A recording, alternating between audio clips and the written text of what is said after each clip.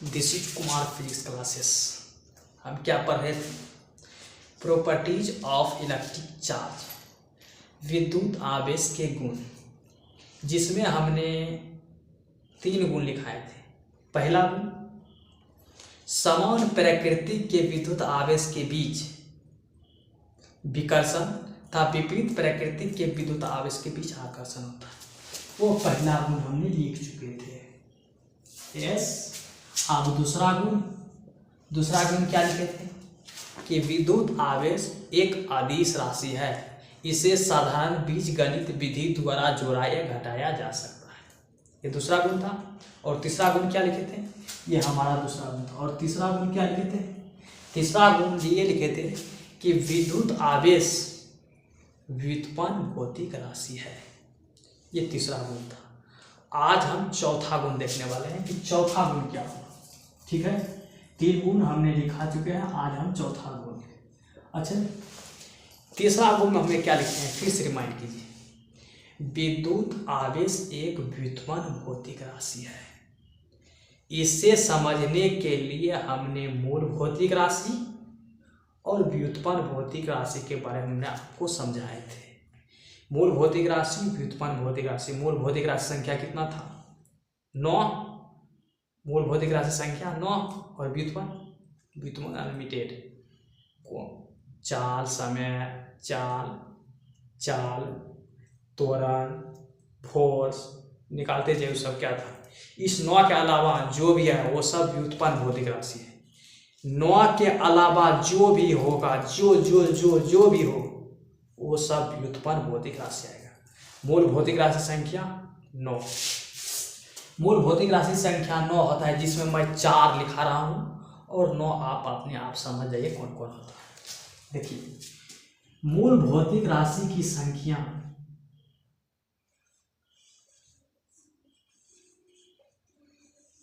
ये क्लास 12 है, क्लास 11 नहीं है कि हम 9 की लिखा सकें। क्लास 12 है, जिसका कॉम है मैं वो केवल ले रहा हूं, समझिए। इसलिए मूल भौतिक राशि। अच्छा, भौतिक राशि किसको कहते हैं? वह भौतिक राशि जिसे हम माप सकते। सीधा ये हो अकेले इंटर लेवल बताइए। आप इंटर में गए तो इंटर लेवल पर क्या होगा? किसी वस्तु और घटनाओं का वह गुण जिसे हम माप सकते हैं, उसे भौतिक राशि कहते हैं। कल जो लेक्चर नहीं देखे हो, आज का लेक्चर समझ नहीं आएगा। मैं समझाने का प्रयास करूंगा, समझ गए तो ठीक है, लेकिन हमें नहीं लगता है कि आप समझ सकते।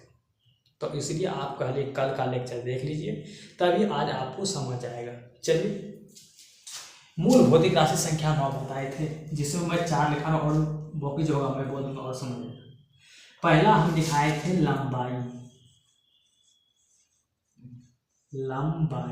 ये हमारा मूल भौतिक राशि है। द्रव्यमान, ये हमारा मूल भौतिक राशि है। उसके बाद समय मूल भौतिक राशि है। विद्युत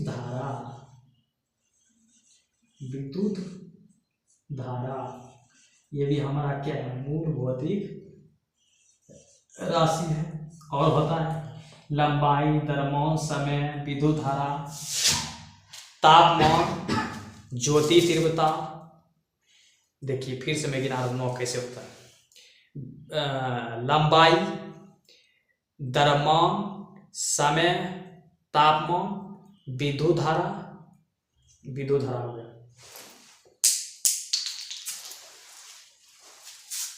फिर से मूल भौतिक राशि संख्या 7 होता है। पहला लंबाई, द्रव्यमान, समय, तापमान, विद्युत धारा, ज्योति तीव्रता, पदार्थ की मात्रा। कितना हुआ? 7। 2 को और होता है समतल कोण, ठोस कोण। ये सब के सब मूल भौतिक राशि है। महत्वपूर्ण मूल भौतिक राशि संख्या 7 होता है, जिसमें होता है लंबाई, द्रव्यमान, समय, तापमान, विद्युत धारा, ज्योति तीव्रता और पदार्थ की मात्रा। यह 7 होता है। और 2 जो होता है वह पूरक मूल भौतिक राशि। क्यों है पूरक मूल भौतिक राशि? क्योंकि वह बाद में आया है। ये सब क्लास 11th का है। मैं क्लास 12th में जिसका जिसका कहूँ मैं उसका यूज कर रहा हूँ। देखिए लंबाई हमारा मूल भौतिक राशि है। अच्छा, मान लीजिए कि मैं कोसी कॉलेज ले लूँ। कोसी कॉलेज खगड़िया की जगह मैं रहता हूँ, इतना समझ लीजिए। मैं कोसी कॉलेज के गेट पर हूँ। अब हमें अब खगड़िया जंक्शन जाना है। कोसी कॉलेज से कहाँ जाना है? खगड़िया जंक्शन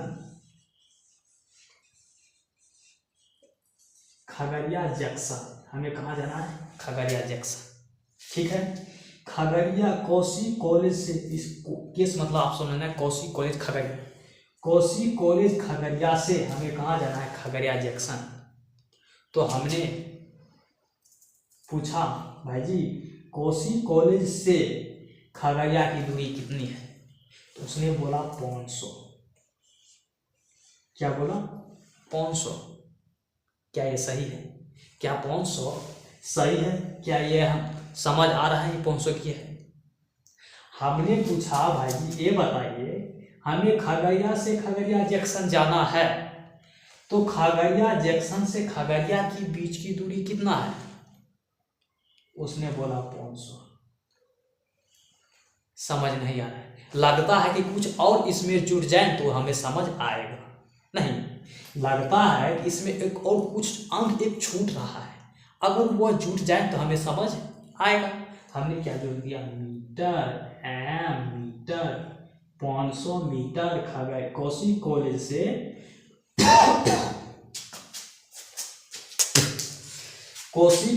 से खगड़िया जंक्शन की बीच की दूरी कितना है? 500 मीटर है। अब हमें समझ आ रहा है। किससे समझ आ रहा है? एम हमने लगाया, एक इकाई लगाया। ये जो एम लगाया इसी को कहते हैं इकाई।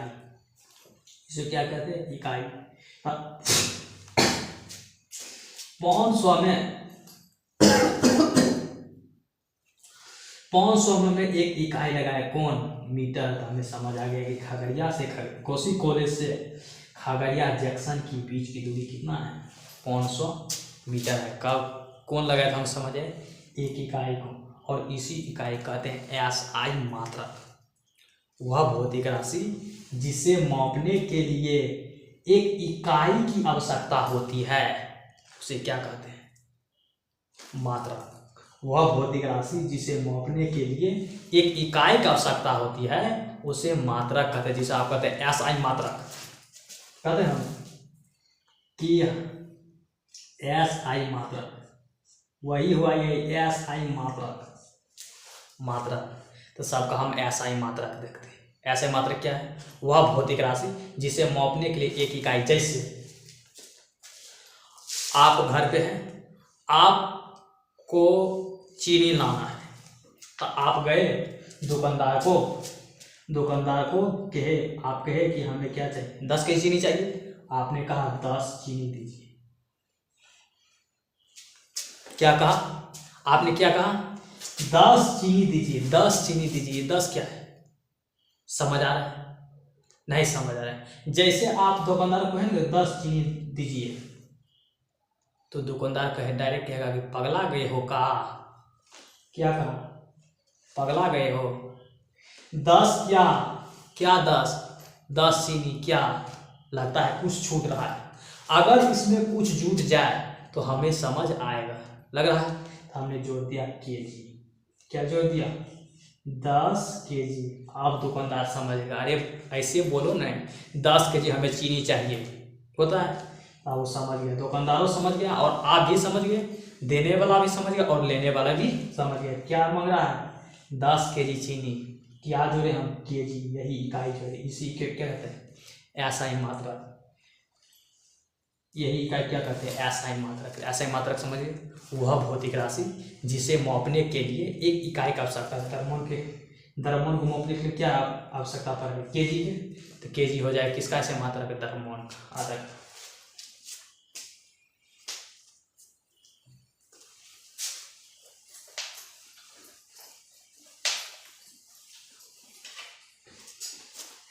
लंबाई का ऐसे मात्रक मीटर, इसका ऐसे मात्रक मीटर होता है। मैं बस लिखा रहा हूँ, आपको लिखना ही नहीं है। ये क्लास 11th में आपको लिखा चुका है। मैं 4 को लिखा रहा हूँ, बस 9 को मैं बोल दूंगा। मात्रक इसका SI मात्रक, SI मात्रक, SI मात्रक। तो लंबाई का ऐसे मात्रक मीटर, मीटर। द्रव्यमान का ऐसे मात्रक kg, ये मीटर है, kg। समय का ऐसे मात्रक सेकेंड। विद्युत धारा का ऐसे मात्रक एम्पियर, या आप कह सकते हैं आई, आई करते। विद्युत धारा का ऐसे मात्रक एम्पियर, विद्युत धारा का ऐसे मात्रक एम्पियर, समझे। उसके बाद और होता है तापमान, होता है तापमान होता है, ज्योति तीव्रता होता है, पदार्थ की मात्रा होता है, समतल कोण होता है, ठोस कोण, इसका भी मात्रक होता है। मैं बता देता हूँ, और आप लिखना चाहते हैं तो लिख सकते हैं। लंबाई का ऐसे मात्रक मीटर होता है, द्रव्यमान का ऐसे मात्रक kg होता है, समय का SI मात्रक सेकेंड होता है, तापमान का ऐसे मात्रक केल्विन होता है, विद्युत धारा का ऐसे मात्रक एम्पियर होता है, विद्युत धारा हो गया। ज्योति तीव्रता का ऐसे मात्रक कैंडला होता है। पदार्थ की मात्रा का ऐसे मात्रक मोल होता है। और क्या, समतल कोण, समतल कोण का ऐसे मात्रक रेडियन होता है। ठोस कोण का ऐसे मात्रक स्टेरेडियन होता है। मैंने सबको बोल दिया। अगर आपको लिखना चाहते हैं तो मैंने बोला आप रोक रोक के उसको लिख सकते हैं। अच्छा, 4 हम मूल भौतिक राशि क्यों लिए, जबकि कितना होता है 9? मूल भौतिक राशि की संख्या 9 होता है। मूल भौतिक राशि कितना होता है? 9। महत्वपूर्ण मूल भौतिक राशि की संख्या होता है 7, और पूरक मूल भौतिक राशि की संख्या 2। 7, 9, 2 मतलब आप समझ आना होगा। ये जो 9 है ये मूल भौतिक राशि की संख्या 9 होता है।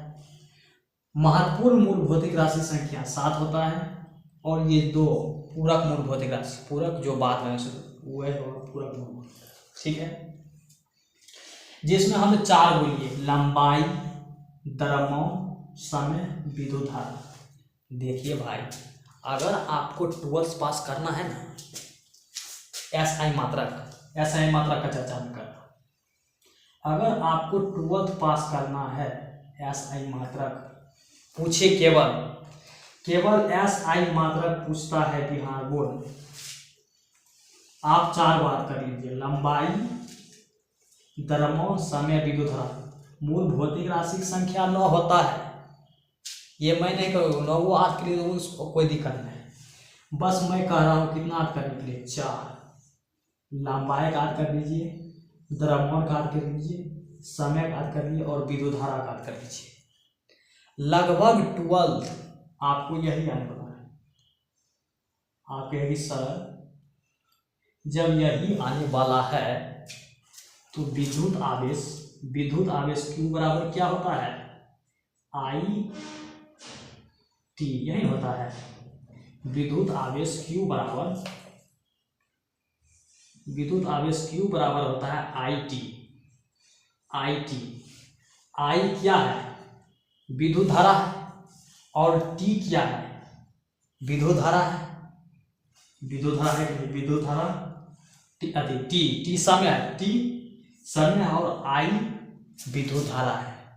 तो बताइए उसका ऐसा मात्रक निकालना जरूर। हमने 4 को याद किया है, 4 को याद कर लीजिए, और फार्मूला जो आएगा ये क्या है? फार्मूला, सूत्र। बस सूत्र पर अगर SI मात्रक निकालने के लिए कहे तो बस सूत्र पर आप बैठा दीजिए, SI मात्रक निकल जाए। जैसे Q बराबर सूत्र होता है IT। I क्या है? विद्युत धारा। इसका एम्पियर इन होगा, इसका ये होगा कैपिटल ए, समझिए, कैपिटल ए। विद्युत धारा एम्पियर, ये जो एम्पियर है एक वैज्ञानिक का नाम है एम्पियर। अगर फुल फॉर्म लिखेंगे तो छोटी ए शुरू करेंगे। विद्युत SI मात्रक में, मैं इंग्लिश में बता रहा हूँ। अगर फुल फॉर्म लिखना है, एम्पियर सर का फुल फॉर्म लिखना है, तो एम्पियर फुल फॉर्म, पूरा फुल फॉर्म आपको छोटी ए से शुरू करना पड़ेगा। अगर केवल आप ए लिखना चाहते हैं ए, तो आपको क्या लिखना पड़ेगा, बड़की ए। जैसे आप न्यूटन सर के सुनते होंगे, न्यूटन एन ई, न्यूटन पूरा हम लिख नहीं रहे हैं, बस समझाने के लिए लिखा है। जब फुल फॉर्म लिखा रहता है तो न्यूटन लिखता है, न्यूटन पूरा जो होता है वो लिखता है। लेकिन अगर कैपिटल एक अक्षर में लिखे न्यूटन, फोर्स का ऐसे मात्रा में न्यूटन, आपको लिखना पड़ेगा एन, 4 न्यूटन। फुल फॉर्म के तो फुल फॉर्म लिखना पड़ेगा। मैं लिख नहीं रहा हूँ, बस मैं बता रहा हूँ। तो 4 न्यूटन, एक अक्षर लिखे तो उसको बड़की लिखना पड़ेगा। अगर कोई सी वैज्ञानिक का नाम होता, इन्हें किसी, यहाँ एम्पियर क्या है, वैज्ञानिक नाम है, केवल ए लिख रहे हैं तो यहाँ क्या लिखना पड़ेगा, ए कैपिटल ए। फुल फॉर्म लिखे तो ए इसे शुरू करना पड़ेगा ए। तो आई क्या है, विद्युत धारा है, विद्युत धारा का ऐसे मात्रक एम्पियर, यहाँ क्या लगा दीजिए, एम्पियर। ठीक है। टी है रे बाबू, टी है समय का ऐसे मात्रक सेकेंड। ये देखिए सेकेंड क्या होगा, सेकेंड। विद्युत आवेश का ऐसे, ये क्या है, विद्युत आवेश है, क्यू है, क्यू विद्युत आवेश को क्यू द्वारा सूचित करते थे, क्यू। विद्युत आवेश का ऐसे मात्रक क्या हो गया, एम्पियर सेकेंड। और ये एम्पियर सेकेंड कूलम के बराबर होता है, कूलम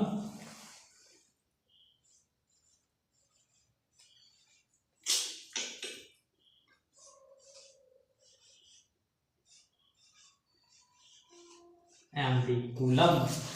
एम्पियर सेकेंड किसके बराबर, कूलम के बराबर। यहाँ 1 लगा दीजिए, यहाँ भी 1 लगा दीजिए। 1 एम्पियर सेकेंड किसके बराबर, कूलम। अच्छा कूलम क्यों आया, कूलम वैज्ञानिक है। विद्युत आवेश के बारे में सबसे ज्यादा अध्ययन किसने करा, कूलम से, इसलिए यहाँ क्या उसके संबंध में कूलम आया। तो 1 एम्पियर सेकेंड किसके बराबर, कूलम। तो विद्युत आवेश का ऐसा मात्रा क्या हो जाएगा, एम्पियर सेकेंड, जिसे कूलम कहते हैं। तो चौथा नंबर में यही लिखेंगे, क्या लिखेंगे, विद्युत आवेश का एसआई मात्रक एम्पियर सेकेंड होता है। विद्युत आवेश अगर आप लिखना चाहते हैं तो आप लिख सकते हैं, मैं बोल रहा हूं, आप लिखना चाहते हैं तो लिख सकते हैं। क्या लिखेंगे, विद्युत आवेश का एसआई मात्रक एम्पियर सेकेंड होता है, जिसे कूलम कहा जाता है, जिसे कूलम कहते हैं। विद्युत आवेश का ऐसे मात्रक एम्पियर सेकेंड होता है, जिसे कूलम कहते हैं। लिख के उसके बाद यहाँ लिखेंगे 1 एम्पियर सेकेंड बराबर 1 एम्पियर सेकेंड बराबर होता है 1 कूलम, 1 कूलम।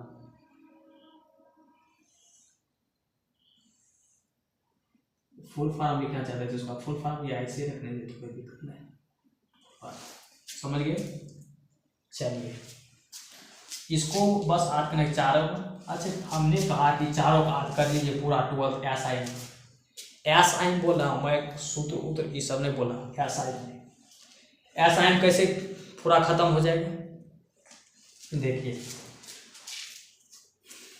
ये जो विद्युत धारा है, विद्युत धारा क्या ऐसे मात्रक एम्पियर, समय का ऐसे मात्रक सेकेंड, द्रव्यमान का ऐसे मात्रक केजी और लंबाई का ऐसे मात्रक मीटर। हमें क्या चार्ज का ऐसे मात्रक पता था, नहीं। चार्ज का ये जो विद्युत आवेश है, विद्युत आवेश का केवल हमें क्या पता था, सूत्र पता था कि विद्युत आवेश का सूत्र होता है आई टी। क्यू बराबर, क्यू है छोटी क्यू मान लीजिए, बड़ी क्यू या क्यू द्वारा सूचित, क्यू बराबर क्या होता है आई टी। विद्युत आवेश का सूत्र क्या था आई टी। हमें क्या पता है, सूत्र पता है। आई क्या है, विद्युत धारा है, तो विद्युत धारा ऐसे मात्रक क्या होता है, एम्पियर होता है। और टी समय है, समय का ऐसे मात्रक क्या होता है, सेकेंड होता है, तो लगा दीजिए एम्पियर सेकेंड। तो विद्युत आवेश का ऐसे मात्रक क्या है, सेकेंड। इसीलिए तो बोले कि केवल आप याद कर लीजिए चारों, और पूरे 12th में सूत्र आएगा, जो भी पढ़िए विद्युत विध्रुव आघूर्ण पर ये और कुछ बजे उसका सूत्र आएगा तो सूत्र में केवल ये आएगा, या तो लंबाई आएगा, या तो द्रव्यमान आएगा, या तो समय आएगा, या तो विद्युत धारा आएगा, और चीज आएगा, उसको तोड़ के यही बना पड़ेगा, समझिए। इसलिए इसको याद कर लीजिए, बस चारों याद कर लीजिएगा ना, 12th में बहुत कम आएगा। 12th में लगभग हम कह सकते हैं 35% आपको यहाँ से आपको हेल्प मिल सकता है। इन्हें कोई क्वेश्चन आएगा यहाँ से, क्वेश्चन नहीं, इससे क्वेश्चन आपको नहीं पूछेगा कि बताइए लंबाई कैसे मात्रक क्या होता है, द्रव्यमान कैसे मात्रक क्या होता है, समय का, ये आपको नहीं पूछेगा। बस इससे हेल्प मिल सकता है, हेल्प, जैसे यहाँ हेल्प मिला ना, आई क्या है, विद्युत धारा, किसका ऐसे मात्रक एम्पियर, टी समय कैसे मात्रक सेकेंड, इसी तरह हेल्प मिल सकता है। तो विद्युत आवेश ऐसा मात्रक क्या होता है, एम्पियर सेकेंड, जिसे कूलम करते हैं। चलिए, अच्छा इसका एक और अन्य मात्रक होता है, मैं निकाल के बताता हूँ, क्यू। देखिए क्यू बराबर क्या होता है, क्यू बराबर होता है आई इंटू टी। आई क्या है, विद्युत धारा का ऐसे मात्रक एम्पियर, और टाइम समय का ऐसे मात्रक घंटा, एक ऐसे मात्रक घंटा होता है, इसका ऐसे मात्रक घंटा होता है। घंटा क्यों होता है, एक क्लास 11 में आपको अच्छी तरह से पता है। तो क्यू आई टी, आई विद्युत धारा का ऐसे मात्रक एम्पियर, और टी समय का ऐसे मात्रक घंटा, यहाँ लगा दीजिए एम्पियर घंटा, एक एम्पियर घंटा, यहाँ इसको हटा दीजिए, डायरेक्ट लिख सकते हैं एम्पियर घंटा, ये हो गया घंटा, एम्पियर घंटा, एक लगा दीजिए, एक एम्पियर घंटा, ठीक है। एक एम्पियर घंटा को एक एम्पियर ही रहने दीजिए, एक एम्पियर। अब घंटा, एक घंटा में कितने सेकंड होता है, 3600 सेकंड, एक घंटा में 3600 सेकंड, तो यहाँ लिख दीजिए 3600, एक घंटा के जगह हमने क्या लिख दिया, 3600 सेकेंड, 3600 सेकेंड। चलिए 1 गुना 3600 क्या हो जाएगा, 3600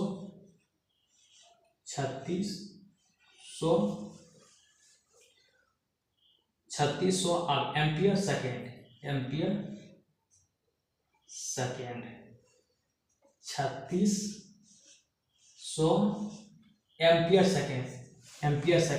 एम्पियर सेकेंड किसके बराबर, कूलम के बराबर, यहाँ क्या लिखा, कूलम।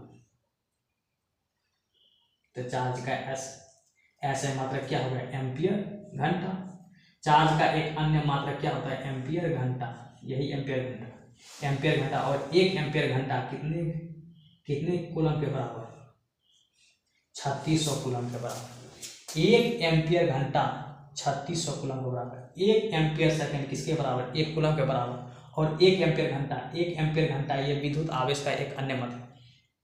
विद्युत आवेश का ऐसा मात्रक एम्पियर सेकेंड, जिसे कूलम कहते हैं, और विद्युत आवेश का एक अन्य मात्रक होता है जिसको कहते हैं एम्पियर घंटा, और ये एम्पियर घंटा कितने के बराबर, 3600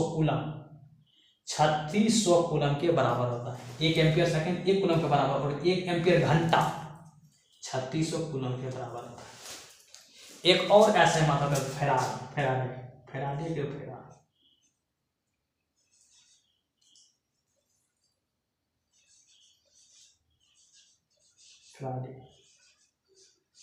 इसका होता है 96,500 कूलम, 96,500 कूलम। ये भी किसका ऐसे मात्रक है, विद्युत आवेश का ऐसे मात्रक, कितना हो जाएगा, 96,500 कूलम। तो यहाँ मैं लिख देता हूँ,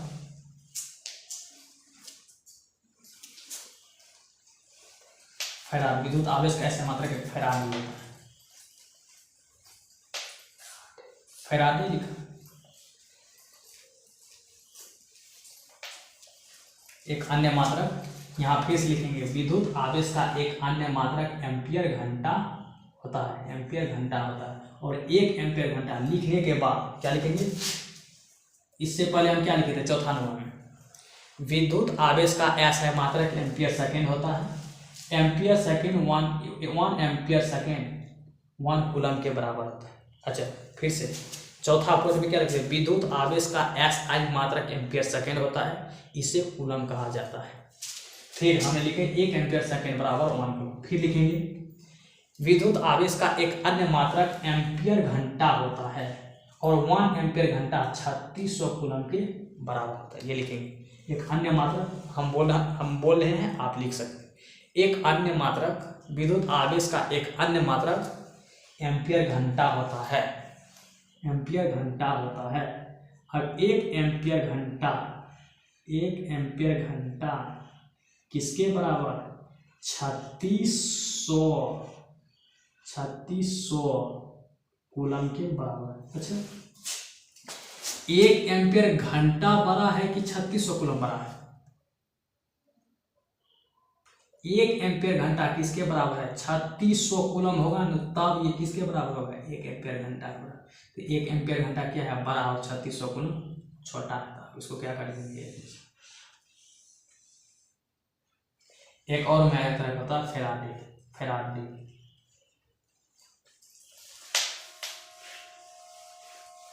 और एक फेराड।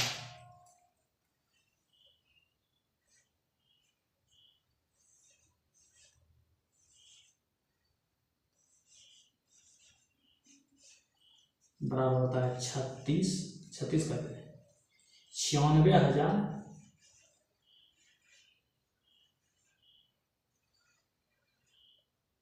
Faraday, 96,500 coulomb. तो इसको क्या करें,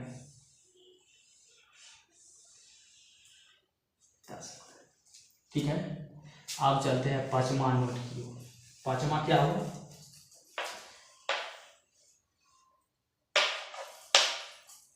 अब इसका बीमीय सूत्र, हमने ऐसे मात्रा देखी, अब इसका बीमीय सूत्र देखिए, इसको नोट करना है। बीमीय सूत्र निकाल लीजिए। क्यू बराबर क्या होता है, आई इंटू टी। आई विद्युत धारा का बीमीय सूत्र, हम बीमीय सूत्र निकालें। विद्युत धारा का बीमीय सूत्र ए, कैपिटल ए, और समय का टी, ए टी। तो विद्युत आवेश का ऐसे मात्रक ए टी। यह आप एक और होता है इसका बीमीय सूत्र, आई का बीमीय सूत्र, विद्युत धारा का बीमीय सूत्र आई होता है, कैपिटल आई, और टी का जो टी हो गया। तो विद्युत आवेश का बीमीय सूत्र आई टी, यह ए टी होता है। यहाँ लिखेंगे विद्युत आवेश का बीमीय सूत्र नंबर 5 में लिखना चाहते तो लिख सकते हैं। विद्युत आवेश का बीमीय सूत्र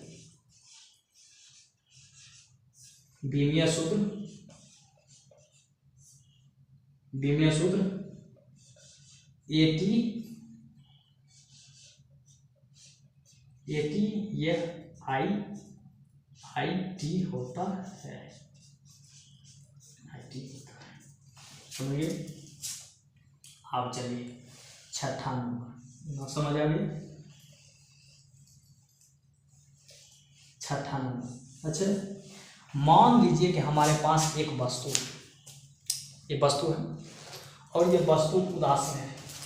उदासीन करने का मतलब नेट चार्ज 0, इसमें जितना प्लस चार्ज उतना ही माइनस है। ये वस्तु उदासीन है और एक वस्तु ये है, ये वस्तु और ये वस्तु आवेशित है। इसके पास चार्ज है, यह आवेशित है और ये उदासीन है। हम चाहते हैं कि इस उदासीन पर चार्ज हो, इस पर चार्ज आए। तो कैसे आएगा, यहाँ से तार कनेक्ट कर दीजिए, चालक तार संयोजित कर दीजिए और इससे आवेशित वस्तु से विद्युत आवेश का स्थानांतरण उदासीन वस्तु पर हो जाए। अगर ऐसा नहीं कर सकते, एक और इसको संपर्क, ये उदासीन वस्तु आवेशित वस्तु है, ये उदासीन, इसको संपर्क में रख दीजिए। तो इससे इलेक्ट्रॉन, इससे विद्युत आवेश का स्थानांतरण इस पर हो जाएगा। तो हमने कैसे किए, कैसे हम विद्युत आवेश को स्थानांतरित कर सकते हैं।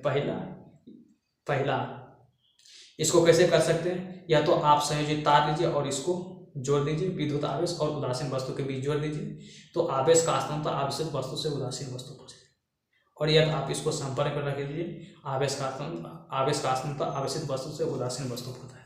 तो छठा नंबर में नोट में यही लिखेंगे कि विद्युत आवेश का स्थानांतरण, विद्युत आवेश का स्थानांतरण हो, चालक तार लगा दीजिए, विद्युत आवेश का स्थानांतरण, या संपर्क कर लीजिए, विद्युत आवेश को स्थानांतरण होगा। तो लिखेंगे विद्युत आवेश का स्थानांतरण आवेशित वस्तु से उदासीन वस्तु पर होता है। अभी देख रहे थे, आवेशित वस्तु से उदासीन वस्तु पर होता है। ठीक है, छठा में यही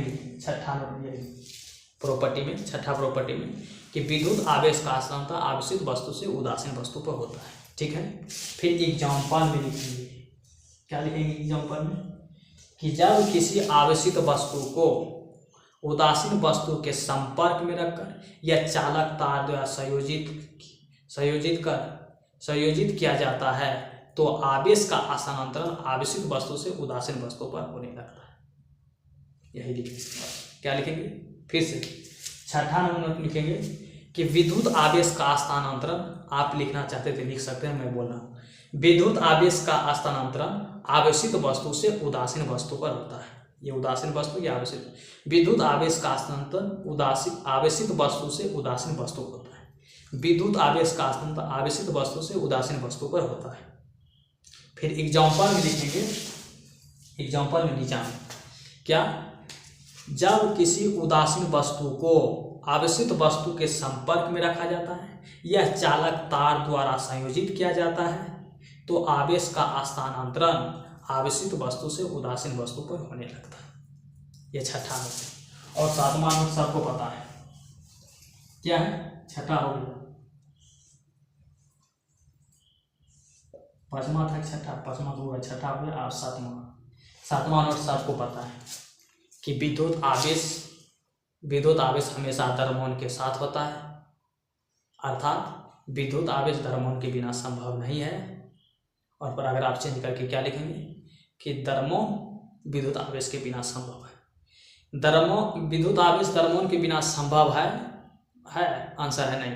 विद्युत आवेश धर्मों के बिना संभव नहीं है, लेकिन धर्मों विद्युत आवेश के बिना संभव है। इसके बारे में हमने पूरा लेक्चर दिए थे, लेक्चर नंबर 2 या तो 3 में, लेक्चर नंबर हम 2 या तो 3 में हमने पूरा वीडियो बनाए थे कि विद्युत आवेश धर्मों के बिना संभव है या नहीं है। हमने वहाँ लिखाए थे कि विद्युत आवेश धर्मों, वहाँ लिखाए भी थे कि विद्युत आवेश हमेशा धर्मों के साथ होता है, अर्थात विद्युत आवेश धर्मों के बिना संभव नहीं है। और वहाँ लिखाए थे लेकिन धर्मों विद्युत आवेश के बिना संभव है। यहाँ वही क्या लिखेंगे, विद्युत आवेश धर्मों के बिना विद्युत आवेश हमेशा धर्मों के साथ होता है। आप लिख सकते हैं सातवां नंबर, विद्युत आवेश हमेशा धर्मों के साथ होता है, अर्थात विद्युत आवेश हमेशा धर्मों के साथ होता है, अर्थात विद्युत आवेश धर्मों के बिना संभव नहीं है। फिर लिखेंगे नीचे में नोट, NOTE, नोट में लिखेंगे द्रव्यमान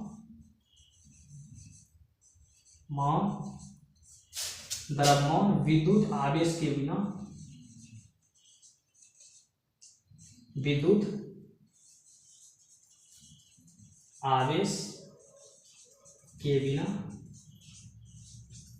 संभव है।